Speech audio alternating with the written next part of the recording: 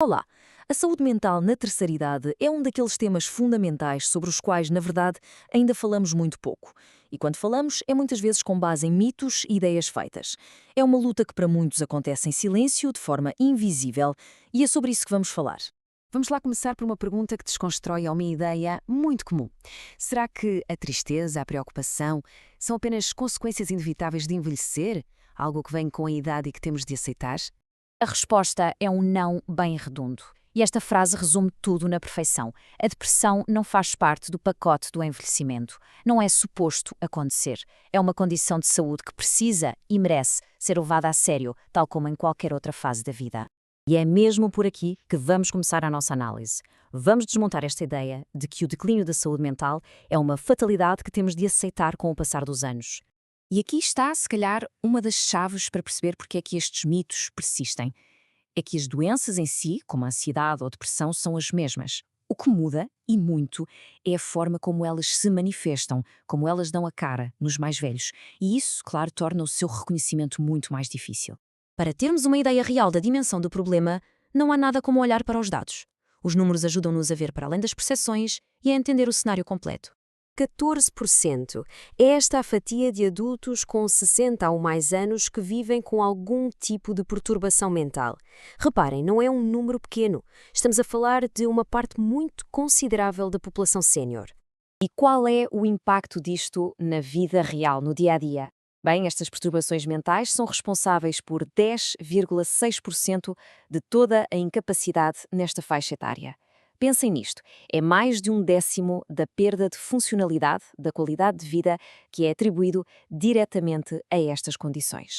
Agora, este é, talvez, o número mais alarmante de todos. Mais de um quarto, 27,2% de todas as mortes por suicídio ocorrem em pessoas com 60 anos ou mais. É um dado brutal que nos obriga mesmo a levar este tema com a máxima seriedade.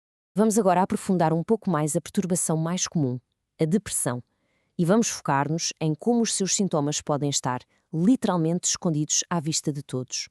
Este quadro ilustra na perfeição essa dificuldade.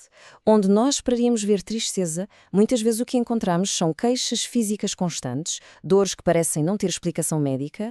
A perda de interesse em atividades pode manifestar-se como uma apatia geral, um desejo de ficar em casa, de não ver ninguém, e até os sentimentos de culpa se podem mascarar de dificuldades de memória, que são logo atribuídas à idade e desvalorizadas.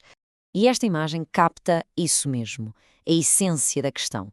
A luta é interna. A pessoa pode não verbalizar a tristeza, às vezes pode nem sequer identificá-la como tal, mas o sofrimento está lá, escondido por detrás de outros sintomas. Passemos agora para a outra perturbação muito prevalente, a ansiedade. E tal como a depressão, também está rodeada de muitas ideias feitas, especialmente quando falamos de pessoas mais velhas. E mais uma vez, a mensagem central tem de ser muito clara. Sentir preocupação é humano. Agora, viver limitado por uma perturbação de ansiedade não é uma consequência normal de envelhecer. É uma condição médica que pode e deve ser tratada. O ponto crucial aqui é que, embora os sintomas físicos da ansiedade até possam ser os mesmos, como o coração acelerado ou a falta de ar, o conteúdo das preocupações muda. Os medos centram-se em questões muito específicas desta fase da vida. A saúde, claro, o medo de uma queda que pode mudar tudo, a perda de capacidades e o grande fantasma, o medo de perder a autonomia. E é aqui que o diagnóstico se torna especialmente complexo, porque sintomas como tonturas, falta de ar ou dores no peito podem ser ansiedade, mas também podem ser um problema cardíaco, um efeito secundário de um medicamento. Esta sobreposição é um verdadeiro desafio para todos.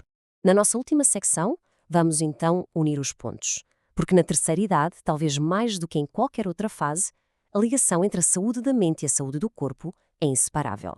A palavra-chave aqui é comórbidas. É um termo técnico, mas que significa simplesmente que as doenças acontecem ao mesmo tempo. É extremamente comum o idoso ter, por exemplo, diabetes e depressão. E o mais importante a reter é que estas duas condições não existem só lado a lado em silêncio. Elas interagem, influenciam-se uma à outra. E essa interação cria um ciclo vicioso muito perigoso. Ora, vejamos, uma doença crónica, como uma insuficiência cardíaca, pode causar ou agravar uma depressão. Por sua vez, a depressão, com a sua apatia e falta de energia, torna muito mais difícil seguir o plano de tratamento para essa doença cardíaca. E, claro, a má adesão ao tratamento piora a condição física, o que por sua vez agrava ainda mais a depressão. É uma bola de neve. Esta citação reforça exatamente esse ponto. Tratar a depressão num idoso não é apenas uma questão de cuidar da saúde mental. É, muitas vezes, a chave para se conseguir tratar eficazmente as outras doenças físicas e melhorar a saúde no geral. E terminamos com uma reflexão.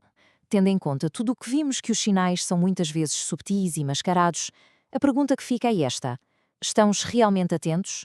Estamos a ouvir para lá do silêncio, para lá das queixas físicas, para perceber a luta invisível que pode estar a acontecer? Fica a questão.